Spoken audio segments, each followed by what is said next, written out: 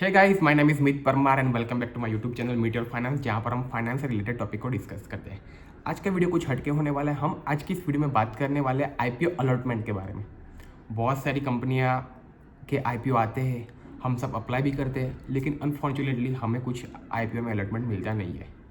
तो ऐसी कौन सी ट्रिक्स है और ऐसे कौन से रूल्स है जिसको हम अगर फॉलो करते हैं तो हमारा आईपीओ अलॉटमेंट मिलने का चांसेस बढ़ जाता है। रिसेंटली मैंने एक अप्लाई किया था हाईवे इंफ्रास्ट्रक्चर का जो आईपीओ आया, उसमें फैमिली के सारे अकाउंट में से अप्लाई किया था। उसमें से एक अकाउंट में मुझे वो आईपीओ का अलॉटमेंट मिल गया। तो इस वीडियो में हम जानते हैं कि ऐसी वो कौन सी चीज़ें हमें याद रखनी है, ऐसा कौन से स्टेप्स हमें फॉलो करना है, जिससे अगर हम फॉलो कर देते हो, अगर आप भी फॉलो कर देते हो तो आपके भी आईपीओ लगने के चांसेस बढ़ जाएंगे। तो चलिए वीडियो को स्टेप बाय स्टेप शुरू करते हैं और जानते हैं पूरी प्रोसेस के बारे में, जिसको अगर आप देख लेंगे, आप अगर उसको अप्लाई कर देंगे तो आपके भी आईपीओ लगने के चांसेस बढ़ जाएंगे। तो सबसे पहली बात करते हैं कि सभी को हम जब भी हम एप्लीकेशन फिल करते हैं तो हमें आंसर करना है कि हमारी जो मैंडेट रिक्वेस्ट है वो जो भी डीमेट अकाउंट से जो हम अप्लाई करते हैं, आंसर करें कि उसके ही बैंक अकाउंट से हम वो मैंडेट एक्सेप्ट करें। यानी कि पहले अभी सभी लोग क्या करते हैं कि सपोज मेरा अकाउंट है और मैं मेरे फादर या मदर के अकाउंट में मैंडेट डाल देता हूँ, वहाँ पे रिक्वेस्ट कर दो, तो ऐसे सिनेरियो में हमारा जो आईपीओ मिलने का चांसेस है वो डिक्लाइन होने का चांसेस है वो बढ़ जाता है। यानी कि हमें आंसर क्या करना है कि सपोज मेरा अकाउंट है तो मेरे ही बैंक अकाउंट से वो पैसे ब्लॉक होने चाहिए, वो मैंडेट जानी चाहिए। तो ऐसे चांसेस में हमारा जो आईपीओ मिलने का चांसेस है वो बढ़ जाता है।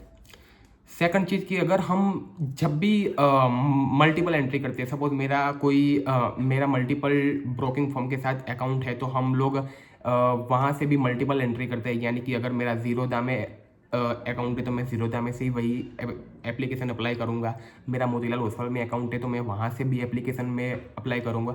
तो ऐसे चांसेस में हमारा जो अलॉटमेंट मिलने का चांसेस है वो बहुत ही रेयर केस में हो जाता है। यानी कि बहुत वहाँ वो रिजेक्ट होने के चांसेस उसमें बढ़ जाते हैं।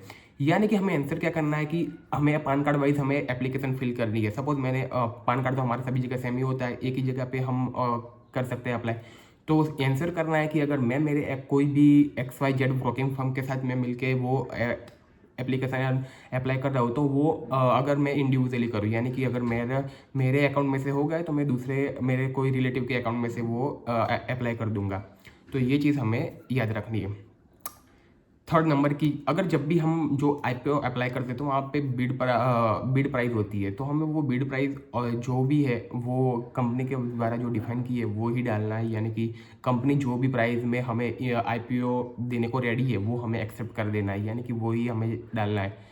अगर हम उसको मॉडिफाई करते हैं तो भी हमारा चांसेस जो है वो बहुत ही हाई हो जाता है रिजेक्ट होने का। सपोज कोई कंपनी का आईपीओ 100 to 105 में वो देने को रेडी है, तो जनरली क्या होता है कि 105 में ही कंपनी अलॉट करती है। अगर हम उसको 101 पे डालते हैं और कंपनी 105 पे डालती है तो भी हमारा चांसेस जो है वो बहुत ही रेयर केस में हो जाता है और ऐसे में एप्लीकेशन हमारी रिजेक्ट हो जा सकती है।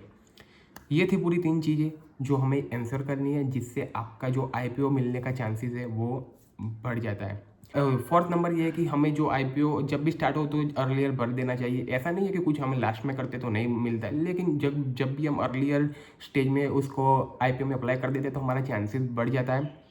और दूसरा कि जब भी हमारी मैंडेट रिक्वेस्ट आए तो उसको अर्लियर रिजेक्ट होने से पहले ही हमें उसको फिल कर देनी है, यानी कि मैंडेट अप्रूव कर देनी है। अगर हम रिजेक्ट करते हैं, बार बार करते हैं, फिर से अप्लाई करते हैं तो हमारा पैन कार्ड उसमें भी रिजेक्ट हो जा सकता है। तो ऐसे चांसेस में भी हमारा जो आईपीओ अलॉटमेंट मिलने का चांसेस है वो बहुत ही जो है वो रिजेक्ट होने का चांसेस बहुत ही बढ़ जाता है। तो मैं आंसर करना है कि जब भी मैंडेट रिक्वेस्ट आए तो टाइम से हम उसको अप्रूव कर दें।